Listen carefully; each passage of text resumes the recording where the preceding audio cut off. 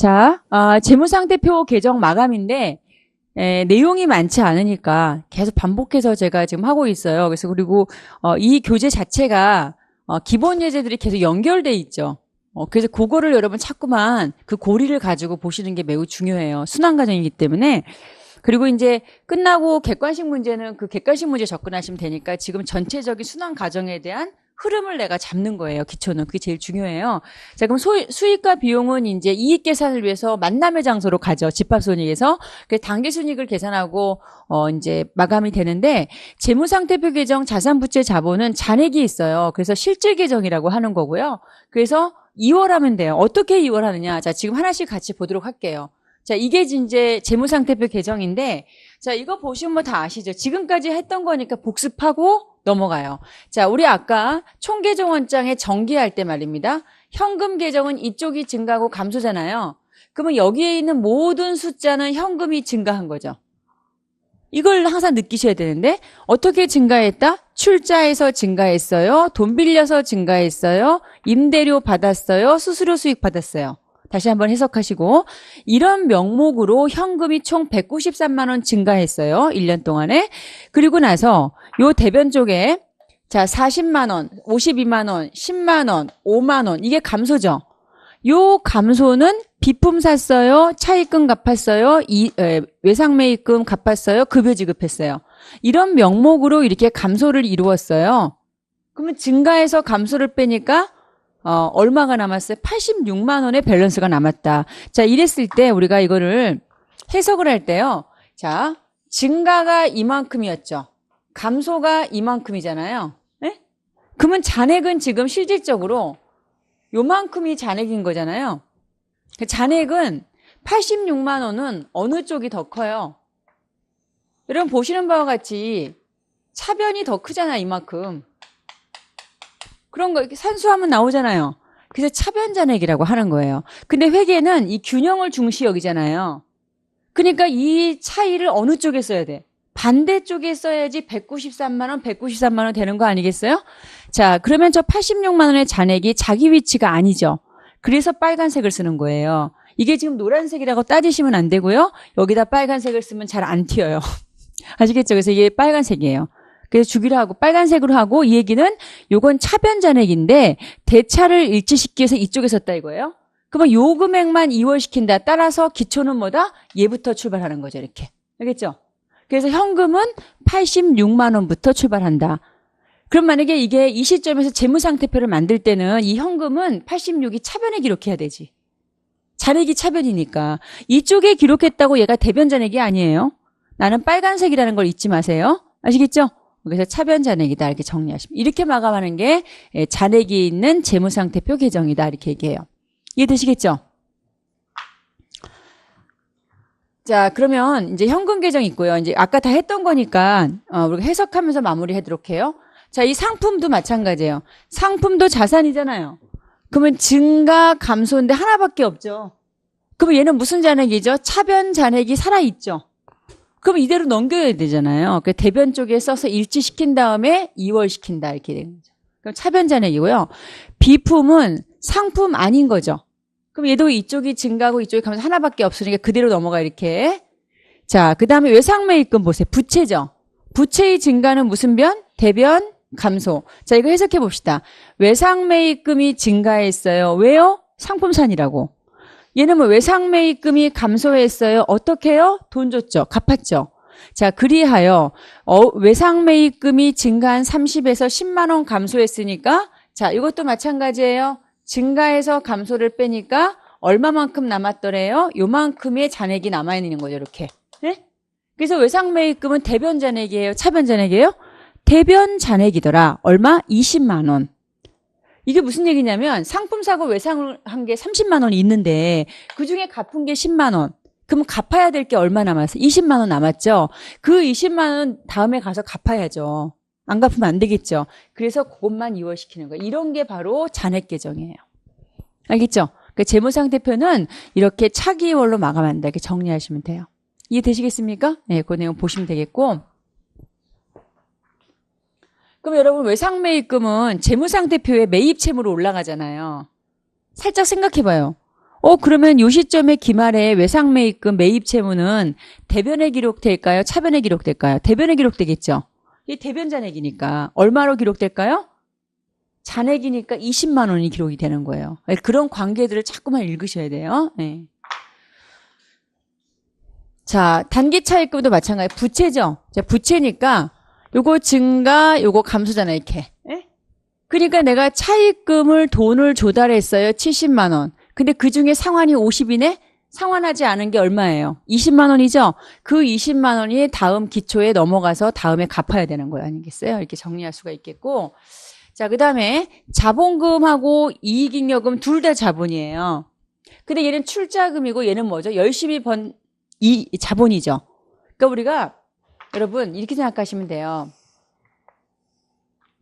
이제 여기서 자산이 있고 이 자산 속에는 제가 누누이 말씀드리죠. 플러스가 있고 마이너스가 있더라. 근데 그중에 마이너스가 부채잖아요. 요 마이너스를 빼면은 뭐가 나오죠? 플러스가 나오죠. 이게 자본이에요. 순자산만 남잖아요. 그래서 우리가 자산에서 부채를 빼면 자본이 되는데 이 자본은 내돈 개념으로 생각하면 좋거든요. 그때 여러분 기초 수준에서는 이 내돈 개념에서 출자금 이걸 대표적으로 뭐라 그래요? 자본금이라고 하는 거예요. 주식을 발행한 액면가액이고요. 그 다음에 이제 이 중에서 이 자본금보다 더 증가한 금액이 있잖아요. 그럼 내돈이 증가한 게 제가 둘 중에 하나라고 누누이 얘기했죠? 뭐예요? 출자금 아니면 돈 번 거잖아요. 그 돈 번 거라는 거는 바로 수익과 비용 때문에 생긴 이익이거든요. 그래서 요 내돈을 증가시키는 요인 중에서 무슨 잉여금? 이익, 잉여금은 요거 계산하는 문제, 시험 문제에 제법 많이 나와서 우리 기출문제에서 자본 중에 제일 많이 나온 것 중에 하나가 이거거든요. 그럼 이 속에는 항상 누가 개입된다? 당기순이익이 개입된다. 그러면 당기순이익은 누구하고 누구다? 수익과 비용이라는 걸 항상 생각하셔야 돼요. 알겠죠? 요거 계산할 때는 여기 수익 비용 계정이 막 나와요, 이렇게. 그러면 정산하시라 이거죠. 알겠죠? 네. 그래서 여러분 이거 보시면 지금 얘는 출자금이 100이 그게 넘어갔잖아요, 이렇게. 얘는 이익을 집합손익에서 이거 왔잖아요, 지금 아까. 1차로 집합손익에서 온 금액이죠. 그럼 만약에 기초자본은 100이죠. 기말자본은 얼마예요? 기말자본은 115만 5천 원이잖아요. 우리 저번에 1장에서 당기순손익 측정 기억나죠? 기말자본 마이너스 기초자본은 당기순이익이라고 했던 거 기억나죠? 기말자본이 이만큼 증가했겠죠? 그러면 자본금이 아니라 얘네 둘을 묶은 게 자본이니까요. 기말자본은 이거 더하기 이거니까 115만 5천 원이죠. 기초는 100이잖아요. 그럼 증가한 게 15만 5천 원이 뭐다? 당기순이익이라는 얘기죠. 이해 되시겠습니까? 이렇게 정리할 수 있어요. 그래서 이런 내용을 볼 수가 있고요. 그래서 이제 자산부채 자본을 다 마감했어요. 근데 여러분 기억나시나요? 그래서 지금 보니까 제일 먼저 1단계에 누구를 마감했다? 수익 계정하고 비용 계정을 마감했고요.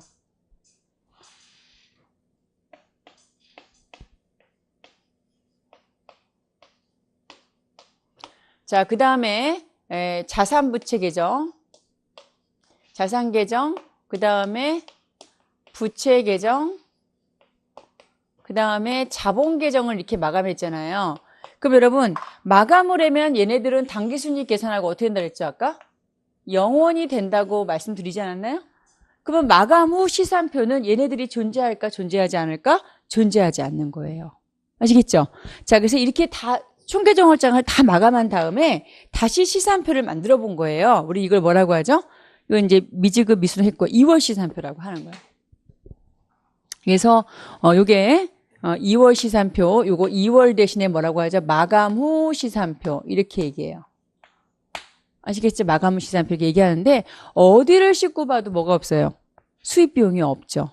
그래서 우리가 앞에서 그래서 얘는 이제 마감 후 시산표니까 무슨 절차가 아니라 얘는 예비 절차일 때 이 시산표는 대부분 예비 절차인데 예비 절차일 때 2월 시산표를 만들 수 없죠. 마감을 해야 되니까. 그래서 얘는 무슨 절차다? 본 절차 때 작성하는 거고요. 그리고 이제 잔액 시산표하고 비교해 볼게요, 여러분. 자, 우리 아까 예비 절차에서 잔액 시산표는 어떻게 됐냐면 이쪽에 이게 뭐죠? 그러면 자산이 있었고요. 이쪽에 비용이 있었지 않습니까? 이쪽에 뭐 있어요, 여러분? 부채가 있었고 그다음에 여기 자본이 있었고 여기 수익이 이렇게 있었어요. 그러니까 이렇게 플러스고요. 이렇게 됐죠. 이렇게 됐거든요, 여러분.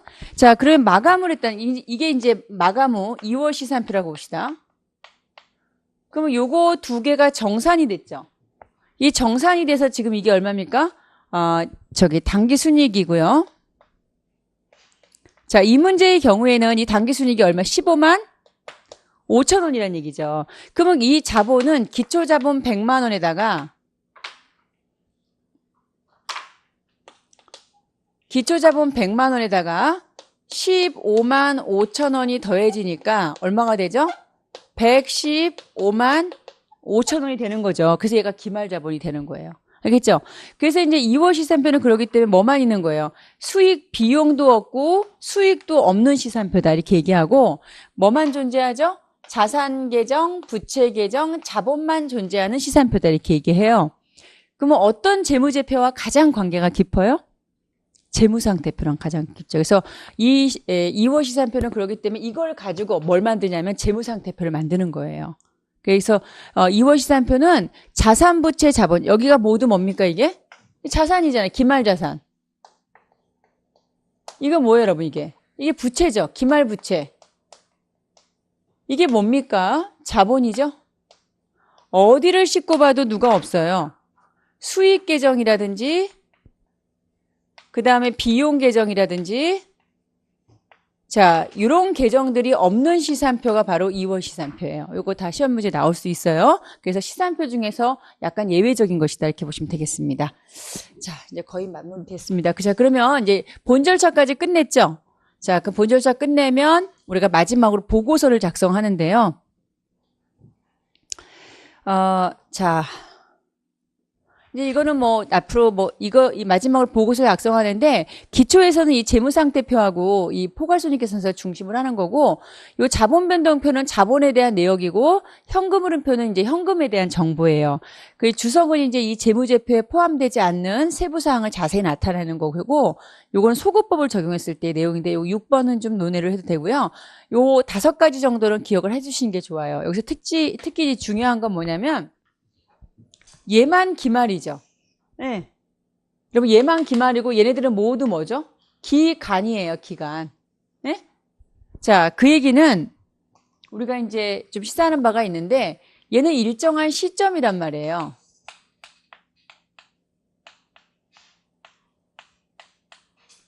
자, 요것들은 모두 뭐죠? 일정한 기간 동안이에요.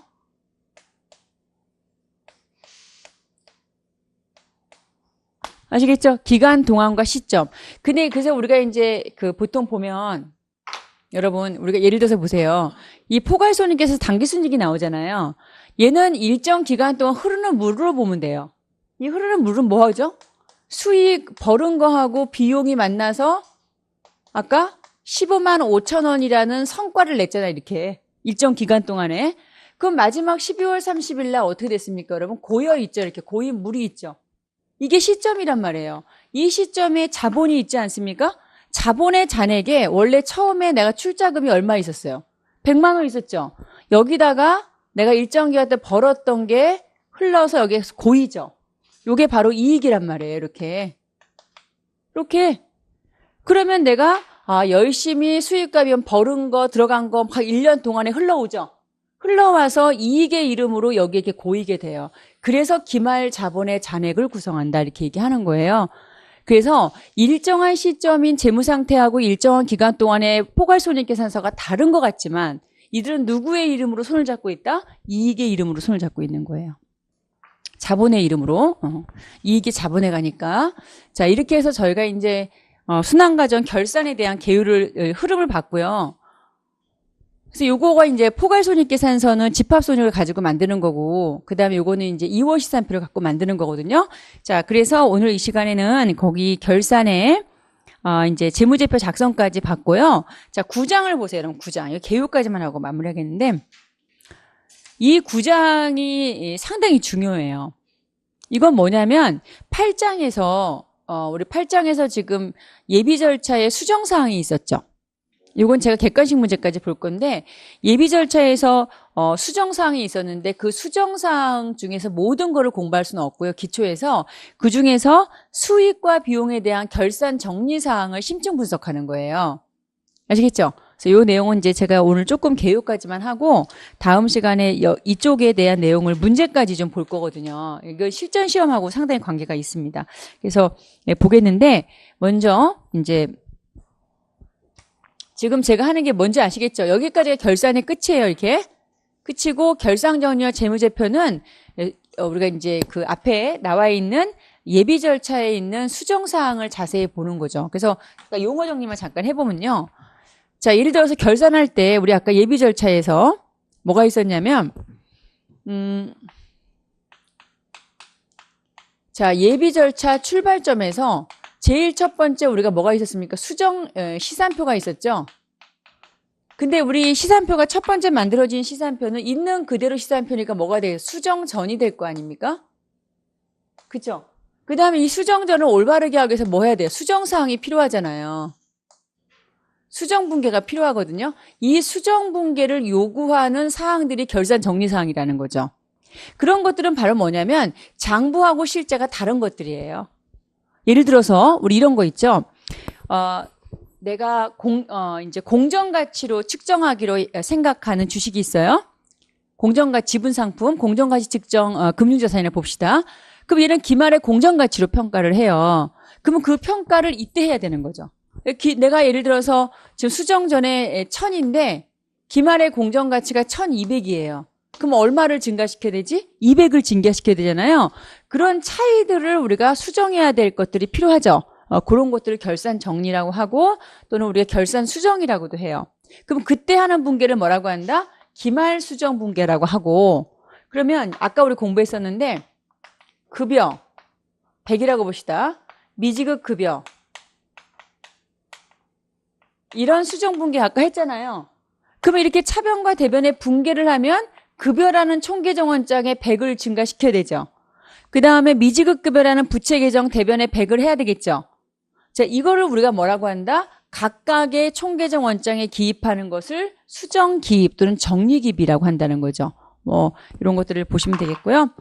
자, 그래서 이 중에서 이제 우리가 이 장부하고 실제의 차이를 수정하는 내용인데 이 중에서 이제 종류가 여기서 이제 공부하는 거는 이 내용들은 우리가 거기 책을 잠깐 보겠습니다. 유형을 잠깐 볼게요. 제가 요거는 유형을 보면 먼저 우리가 손익에 대한 결산 정리가 있고요. 그 다음에 두 번째는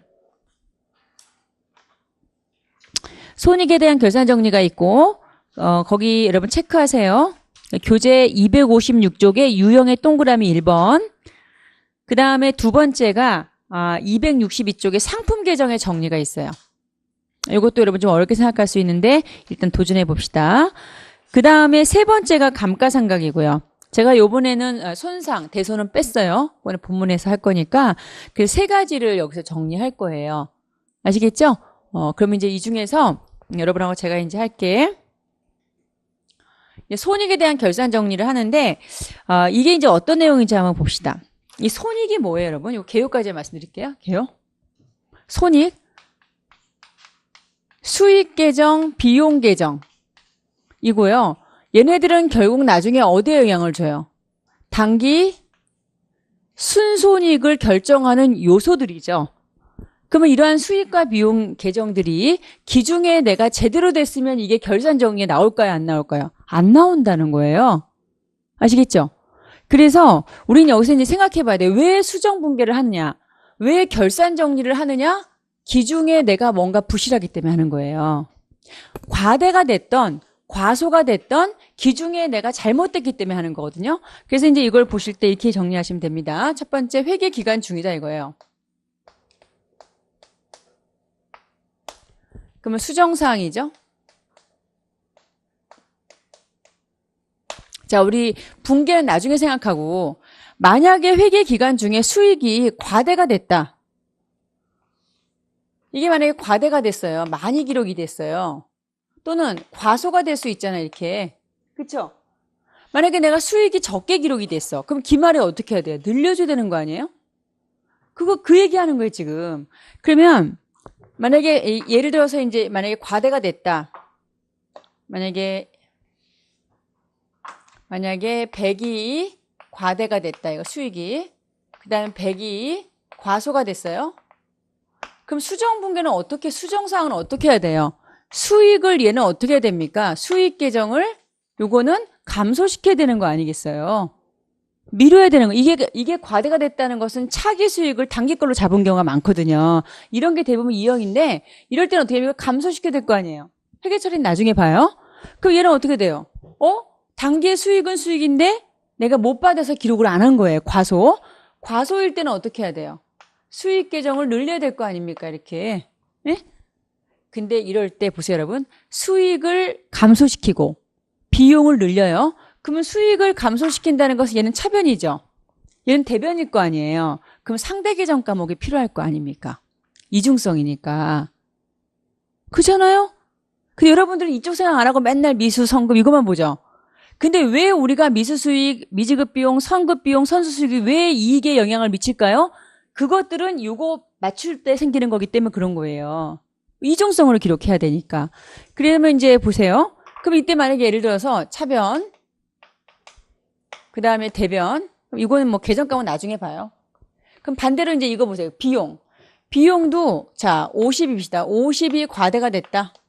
얘는 과소부터 할게요. 비용 과소. 이건 왜 될까요? 자, 내가 이자 비용을 지급해야 되는데 돈이 없어 못 줬어. 50을. 그럼 어떻게 해요? 발생주의는 비용을 비용이라 해줘야 되죠. 그래서 과소가 되면 비용 계정이 어찌 돼요? 비용 계정이 발생이 되는 거예요, 이렇게. 근데 내가 예를 들어서 내년도 것까지 보험료를 미리 지급했네? 그럼 비용이 50만큼 어떻게 됐어요? 과대가 됐잖아요, 이렇게. 비용이 과대가 되면 나는 어떻게 해야 될까요? 비용을 줄여줘야 되는 거 아니겠습니까? 그쵸? 그럼 얘는 그때 어떻게 비용을 감소시켜야 되는 거예요, 이렇게.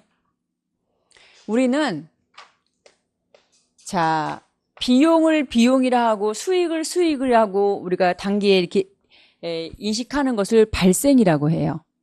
근데 단기 기준에 비용이나 수익이 많이 계상돼서 수정 분기를 통해서 없애는 작업이 있죠. 이걸 이연이라고 해요. 이연은 미루는 거잖아요. 그래서 차기의 수익과 비용이 단기 걸로 잡힌 거는 이렇게 감소를 시키는 건데요.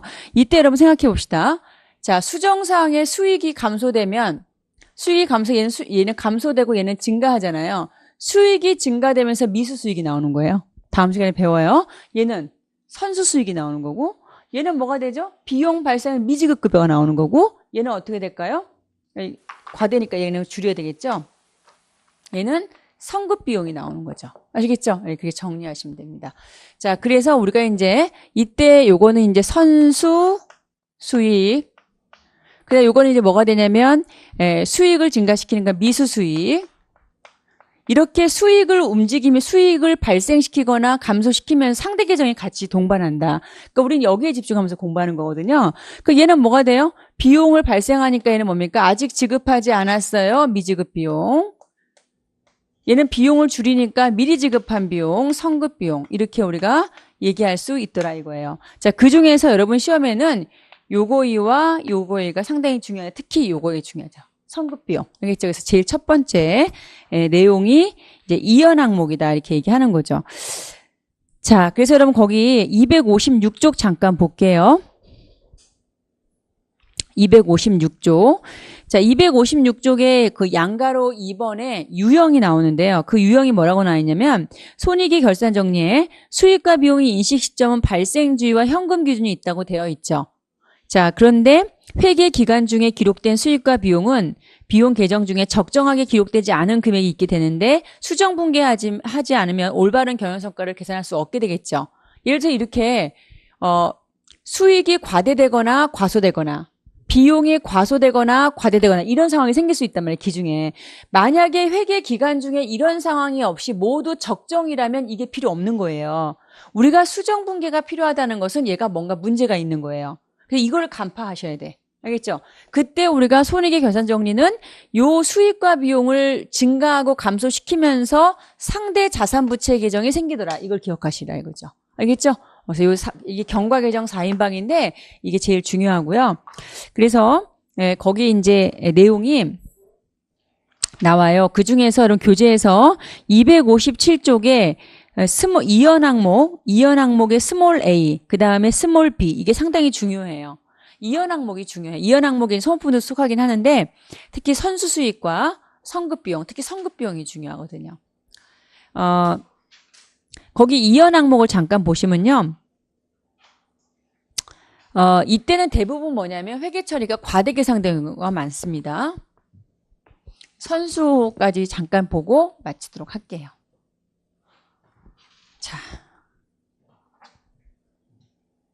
자, 이제 요게 이제 이연 항목의 선수 수익 거기 나왔죠? 이 뭐 번호 매김은 저기 기억이라고 했네요. A인데.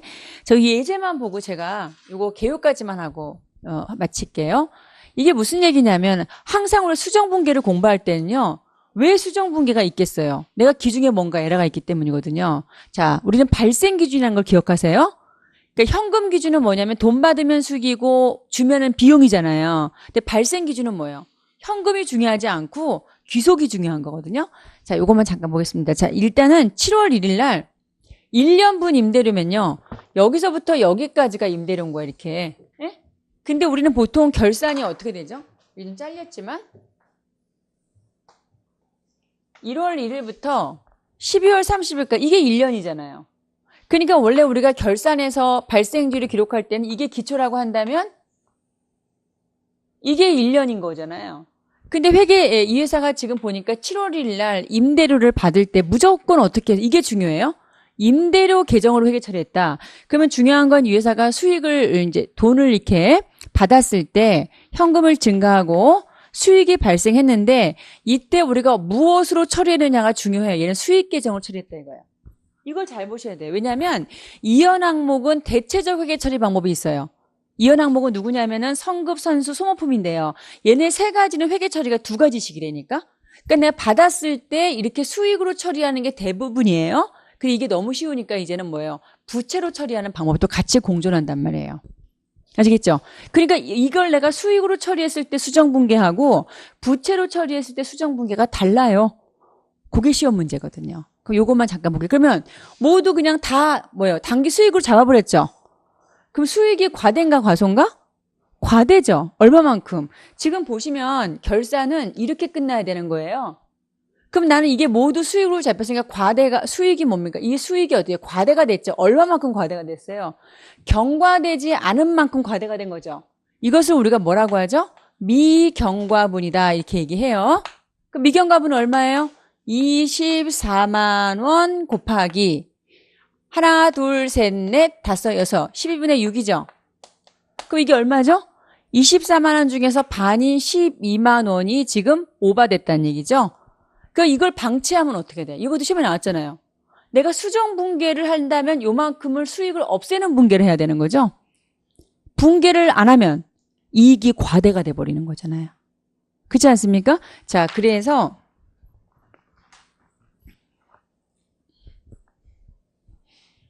너무 진도를 뺐나요? 그래도 여기까지만 합시다. 네. 자, 이거 보세요, 여러분. 지금 보니까 이게 이렇게 되잖아요. 지금 이게 7월 1일인데 다시 또 1월 1일부터 여기 1월 1일이 있다고 봐요. 네? 얘는 지금 7월 1일 24만 원 여기서부터 여기까지가 기속이 이게 바로 발생주의 개념인데요. 우리는 이제 결산은 어디서부터 어디까지? 여기서부터 여기까지를 해야 되니까 나는 수익을 이렇게 인식을 해야 되는 거잖아요. 이렇게. 네? 근데 이 회사가 지금 모두 이 기중의 회계 처리는 이게 중요한 거예요. 이걸 모두 어떻게 해요? 수익으로 처리해버렸잖아요. 100%. 네? 그럼 수익이 어떻게? 과대. 그러면 나는 어떻게 해야 돼? 기말 정리해. 이 과대를 하려면 없애는 분계를 해야 되죠. 그래서 얘를 날리는 분계를 하는 거예요. 이렇게 감소. 근데 얼마를 없애야 되겠어요? 경과되지 않은 부분. 그래서 여러분 공부하실 때 내가 수익을 처리했다. 그러면 미경과분을 수정 분계한다. 이게 기계적으로 돼 있어야 되는 거예요. 미경과분. 아시겠죠? 경과 차기 귀속분. 이걸 다른 말로 뭐라고 그래요? 경과되지 않았다는 것은 다음 기 귀속분이다. 이렇게 얘기하는 거죠. 요게 이제 얼마? 24만 원 곱하기 12분의 6이 되는 거죠. 그러면 내가 이 발생 주에서 이만큼을 분개했으니까 자 플러스 마이너스 임대료는 12가 되겠죠. 그리고 부채가 증가하는 거예요. 이해되셨습니까? 그럼 부채 증가는 이익의 감소 우리 이게 공부했잖아요. 자 그러면 여기까지 해봅시다. 그럼 요게 수정 분개가 이익에 미치는 효과는 당기순이익의 증가일까요? 감소일까요? 예, 감소. 왜냐하면 여러분 제가 늘 말씀드리지만 당기순이익에 미치는 효과를 물어볼 때는요. 자 수익에서 비용을 뺀 효과를 따지면 되거든요. 수익이 생기면 증가하고 비용은 마이너스죠. 이익에. 그런데 수익이 감소하면 감소죠. 반대니까. 그래서 시험 문제 올해도 나왔지만 이 수정 분개 자체가 이익에 미치는 효과도 있고요. 얘가 누락됐을 때 효과도 같이 나와요. 숫자는 같지만 방향성은 반대죠. 그런 것들을 의지를 갖고 보셔야 돼요. 자, 그러면 제가 다음 시간에 여기서부터 다시 할 거예요. 알겠죠? 여러분 오늘 마지막에 좀 힘드신 것 같으니까 제가 이제 수익의 발생부터 다시 할 텐데 자, 근데 이제 여기서 잠깐 요것만 말씀드리고 알겠는데 이 대체적 회계처리 방법이라는 게 있어요. 이거 다시 할 거예요. 다음 시간에. 이거는 뭐냐면 돈 받을 때 수익으로 안 되고 임대료로 안 하고 부채로 기록해요. 그러면 기말정리사항에 단기에 발생한 금액을 기록해야지 둘이 맞아질 거 아니에요. 이렇게 출발이 다르면 분계가 달라야 되죠. 그래야지 양자가 어떤 방법을 처리했더라도 결과는 같아요, 달라요? 같게 되는 거죠.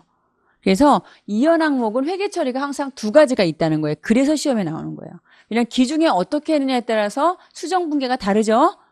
이렇게 달라야지만 결과가 같아요. 이렇게 해야지만 임대료가 둘 다 똑같이 12만 원, 선수 임대료 둘 다 12만 원이 되는 거예요. 네. 오늘 고생하셨고요. 제가 여기 여러분 좀 마지막은 뭐 다음 시간에 시간도 있고 하기 때문에 이 결산 정리 257쪽부터요. 여러분 제가 다시 할 거예요. 임대료부터.